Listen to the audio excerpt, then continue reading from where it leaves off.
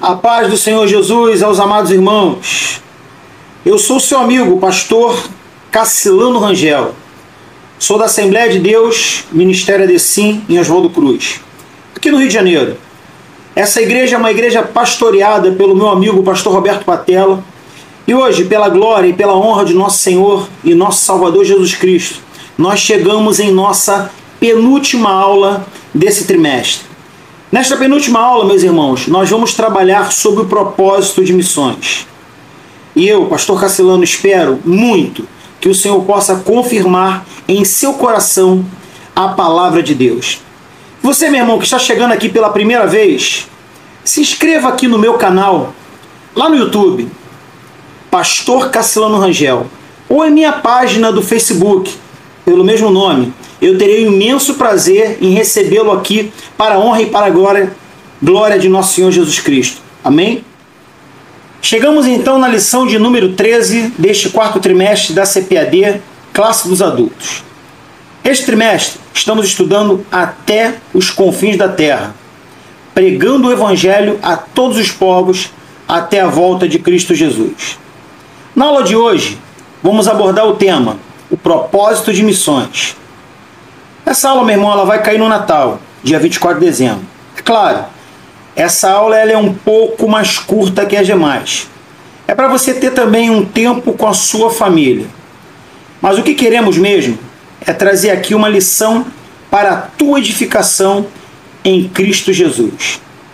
É interessante também, meu irmão, você ler as abordagens bíblicas que justamente essa lição traz para você. A primeira delas é o texto áureo, que se localiza em 1 Coríntios, capítulo 9, versículo 16. Faça a sua leitura. E faça também a leitura da verdade prática. Justamente essa verdade prática, ela é muito interessante você fazer essa leitura. A nossa leitura em classe, ela vai se localizar em Apocalipse 5, de 9 a 14. Leia esses versículos, meu irmão, deixando Deus te usar. Chegamos hoje na penúltima lição deste trimestre. Lição 13. Ela vai ser realizada especialmente em uma data festiva. E eu quero desejar a todos e a todas um Feliz Natal. Nesta aula de hoje teremos apenas 2 pontos que iremos comentar com vocês. A obra missionária, ela é com certeza uma das grandes obras da igreja. E é também uma obra inacabada. Tá ok, meu irmão? Então é interessante nós observarmos isso aqui também. Temos então prioridades na obra. Quais serão essas prioridades? A adoração como alvo, também da própria existência humana, também como objetivo de ser realizada na obra missionária. Nós temos também essa força motriz que guia a igreja neste processo da obra missionária. E a obra missionária é estabelecida também pelo desejo, pelo querer de Deus, pelo trabalhar de Deus para alcançar vidas. E nós entendemos também que a igreja foi chamada para adorar a Jesus, servir a Jesus com alegria e com humildade. Deus não apenas enviou seu Filho para morrer em nosso lugar, mas Deus fez de Jesus um grande missionário. Então nós, meu irmão, paramos para entender que o propósito missionário parte de Jesus e parte de Deus. A missão da igreja envolve um propósito global, ou seja, a missão de pregar o evangelho a cada criatura. Não importa a língua, a cultura ou o contexto econômico. Cada pessoa deste mundo deve conhecer a respeito de Jesus e de sua mensagem de salvação. Deus é o primeiro missionário. A igreja então segue a missão de Deus. Entendemos também que missão parte de Deus. A missão não é apenas uma doutrina que nós estudamos na igreja, mas a missão parte do coração de Deus para alcançar vidas. Quando você lê Mateus 28, Atos capítulo 1, versículo 8, e você lê também João capítulo 20 e 21, você encontra uma grande comissão, é uma ordenança, é um propósito de Jesus para a própria igreja. Nós também somos alvos dessa grande comissão. a igreja cresce integralmente quando ela se envolve com missões. Jesus fez então como propósito da igreja essa razão de alcançarmos vidas quando nos envolvemos em missões. Eu espero que nessa aula, meu irmão, você tenha esse despertamento para a obra no campo missionário. Espero que eu possa estar contribuindo com você, meu irmão. Você que está chegando aqui pela primeira vez, se inscreve no meu canal no YouTube, Pastor Cassilano Rangel. Deixe seu comentário, coloque aí de onde você está me assistindo, nome da sua cidade, da igreja que você congrega. E mais uma vez a todos, um Feliz Natal em nome de Jesus. Essa aula, meu irmão, é feita para a sua edificação. E o primeiro ponto de nossa lição trata do alvo missionário. E qual é o alvo da obra missionária? Vamos entender junto, em nome de Jesus, nesse primeiro ponto. Então, nesse primeiro ponto da nossa lição, a nossa abordagem passa por esse entendimento de compreender o verdadeiro alvo da obra missionária. O alvo da igreja de Cristo. O objetivo da missão de Deus. Leia uma passagem bíblica que eu quero compartilhar com você. Se localiza em Mateus 9, 37 ao 38. Avance agora para o primeiro subtópico, que vai abordar sobre o fundamento e a realidade salvífica. Então nós vamos observar que o fundamento da missão está na mensagem de Cristo, a mensagem da salvação. E sobre a mensagem da salvação, a gente precisa compreender a doutrina da salvação para trabalhar isso em missões também. Anunciar a realidade da salvação, ou seja, a obra da salvação. É a nossa sublime missão. Daí o entendimento que o missionário que aquele ou aquela que se coloca à disposição para ir precisa conhecer pelo menos o básico para pregar a respeito da obra da salvação. E aqui eu quero tomar como base a Declaração das Assembleias de Deus, publicado pela editora CPAD. Se você não tem, meu irmão, vale a pena adquirir esse recurso. O que é a salvação? É o livramento do poder da maldição do pecado e a restauração do homem a uma união com Deus. E todos aqueles que confessam Jesus como seu Salvador, como único Salvador, são então alvos desse perdão divino. Então esse testemunho se dá pelas Escrituras. Isso é obra da salvação. É libertação do pecado. E sabe qual é a libertação que nós pregamos? Não é a libertação do mundo não, tá? Mas é a libertação da tua vida da escravidão do pecado. Atos 10, 43 vai te dar fundamento para isto também. A salvação, então, trata-se de uma restauração do relacionamento humano com Deus por meio de Cristo. E isso também a gente aprende na lição. Deus nos reconcilia com Jesus e através dessa reconciliação nos reconcilia com Ele mesmo. 2 Coríntios 5,19 escreve isso. Somente pela fé na morte expiatória do Senhor Jesus, nós podemos obter então a salvação. Nós podemos ser livres da condenação do pecado. Então essa salvação, essa soberania de Deus que vem da parte de Deus, estabelecido por Jesus, nunca foi e nunca será mérito humano. Não é mérito nosso, mas vem da parte de Deus. É isso que o missionário faz na hora da propagação do Evangelho. Nós somos salvos pela graça de Deus. Efésios 2, versículo 8 ao 9, vai dar fundamento para isso que eu estou te dizendo.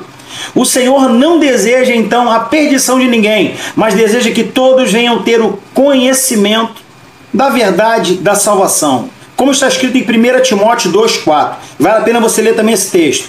O Evangelho, ele contempla a todos e não procura excluir ninguém. Contempla todas as pessoas. O que o Evangelho faz é rejeitar o pecado. Então é fundamental você entender pelas Escrituras que todos são alcançados. E alcançados pela salvação quando se entregam pela fé em Jesus. Então a salvação é um ato soberano da parte de Deus. Você percebe que o Senhor agora nos ajuda a nos arrepender de nossos maus caminhos. Atos 17:30 também vai confirmar isso para você.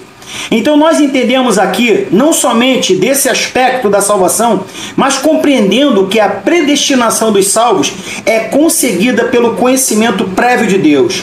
Isso quer dizer que na nossa teologia arminiana, entendemos que Deus predestinou a todos para a salvação, mas por meio da sua graça proveniente, o que é isso que a gente defende, Ele então nos dá permissão para escolher a salvação. Olha que coisa forte, meu irmão, nós temos aqui.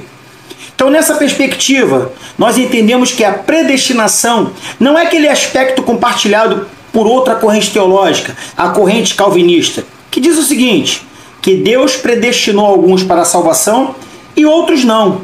Em nosso aspecto, nós entendemos que a salvação é para todo mundo e Deus nos envia então de forma clara a sua graça proveniente, nos dando livre acesso também à escolha de aceitar a Cristo ou rejeitar a graça. Então, pela palavra, entendemos que a graça é a manifestação da soberania de Deus.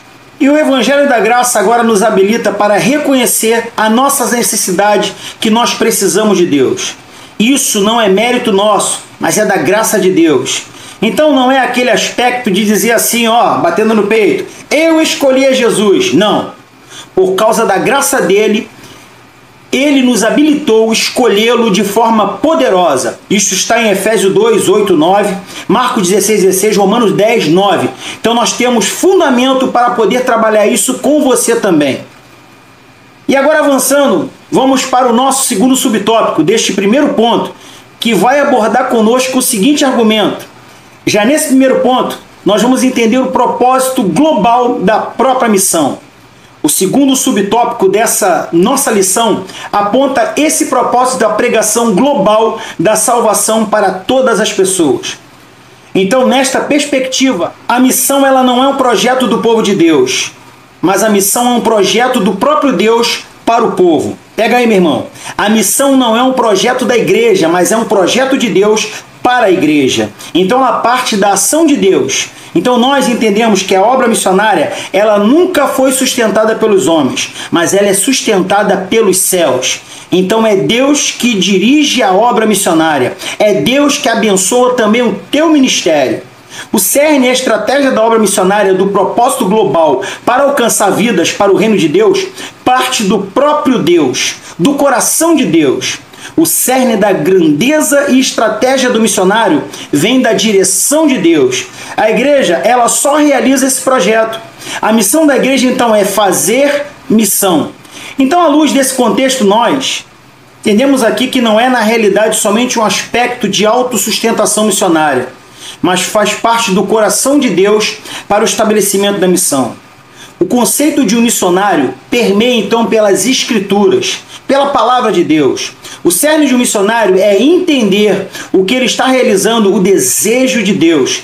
Então, a obra missionária, ela não sai do coração da igreja. A obra missionária sai do coração de Deus, conforme as Escrituras. Foi Deus quem falou em Atos 13, versículo 2, através do Espírito Santo: apartai-me Barnabé e Saulo para uma obra que tenho chamado, como nós estudamos na lição passada. Lembram-se? Quando olhamos para essa visão, muitos missiólogos como Don Richardson, ele destaca muito bem que o missionário ele precisa ter uma visão de Deus. O missionário ele precisa identificar o contexto de onde ele está inserido. Don Richardson, em seu texto no Fator Melquisedeque, meu irmão, vale muito a pena você ler esse texto. Ele é publicado pela editora Vida Nova, amém?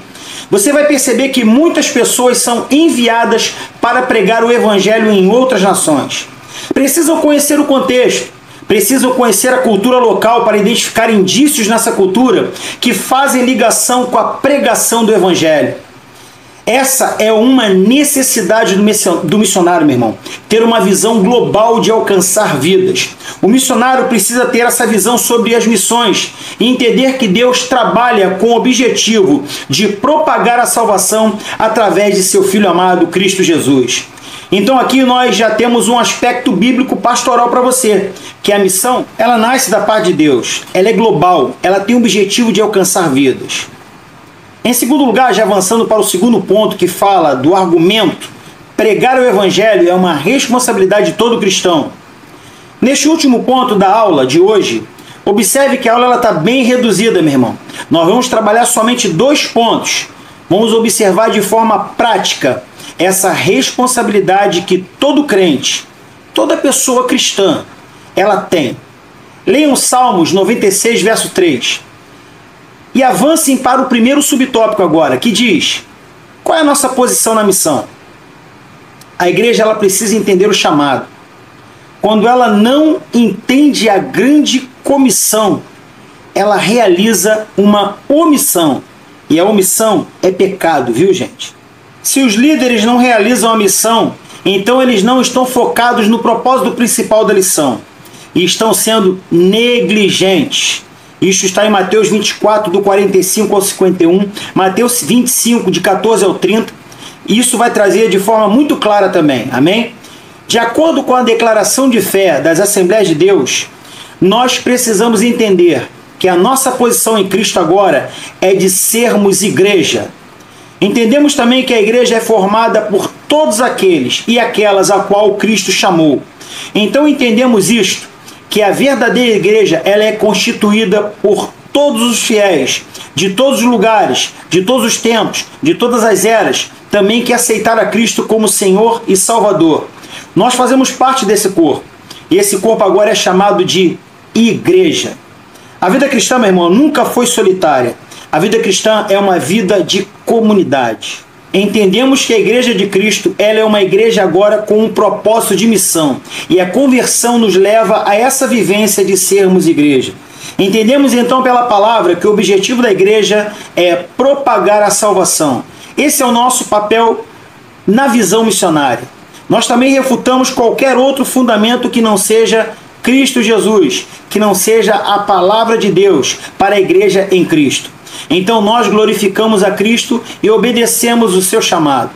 O nosso papel é obedecer ao comandante, que é Jesus, o Senhor dos Exércitos. O nosso papel é obedecer a Cristo de forma muito especial, que nos guia agora a anunciar as boas novas da salvação. Pegando isso, vamos agora ao último subtópico da lição de hoje, que vai tratar sobre o seguinte argumento: pois me é imposta essa obrigação. A pregação do Evangelho não é uma opção, mas é uma ordenança. Nós temos agora essa ordenança em compartilhar as boas novas da salvação. Na declaração de fé das Assembleias de Deus, eu quis me fundamentar apenas nela hoje, só para você observar como nós temos uma riqueza teológica. E tem gente que diz por aí que nós, pentecostais, não temos fundamentação teológica. Temos sim, meu irmão. Nós somos uma igreja histórica. Nós estamos praticamente aqui no Brasil caminhando aí exatamente com 113 anos de história. Temos muita produção teológica. Estamos aí também avançando na produção acadêmica. E na realidade, meu irmão, eu amo o pentecostalismo e irei defender a nossa teologia. A declaração de fé destaca muito bem que a igreja ela tem duas ordenanças. Ela tem a ordenança da pregação do Evangelho, do batismo e do exercício da ceia. Nós entendemos, meu irmão, muito bem que o exercício da ceia tem por objetivo de produzir mudança na vida das pessoas que servem a Cristo. Porque fala de nossa ligação com Deus. Está na própria declaração de fé. Nós entendemos que o batismo também liga as pessoas a Deus. É um compromisso com o verdadeiro discipulado. Nós compreendemos também que tem a ordenança de pregar o Evangelho. Porque Jesus disse: portanto, ide por todo mundo e pregai o Evangelho a toda criatura. Mateus 28, versículo 19 e 20. Então, meu irmão, entendemos que como membros da Igreja de Cristo, nós temos então essa grande responsabilidade de anunciar as boas novas da salvação. E para finalizar a lição, meu irmão, na conclusão, o autor da revista destaca que temos um propósito divino, que é proclamar a mensagem da salvação a todas as pessoas para a glória de Deus. Eu espero muito ter ajudado a você em nome de Jesus.